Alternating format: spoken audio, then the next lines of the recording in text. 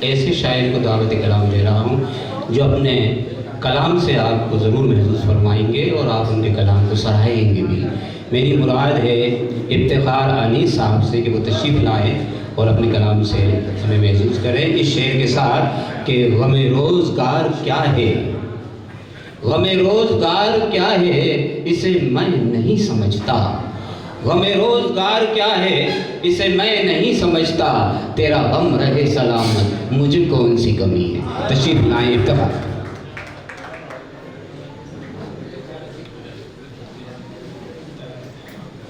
اپنا ملاحظہ کریں۔ عرض کرتا ہوں کہ کشش یقین کی میرا گمان کھینچتی ہے، کشش یقین کی میرا گمان کھینچتی ہے، زمین اپنی طرف آسمان کھینچتی ہے۔ کشش یقین کی میرا گمان کھینچتی ہے، زمین اپنی طرف آسمان کھینچتی ہے، دل ان کا رونق بازار میں نہیں لگتا، دل ان کا رونق بازار میں نہیں لگتا، نمازیوں کو صدائے اذان کھینچتی ہے۔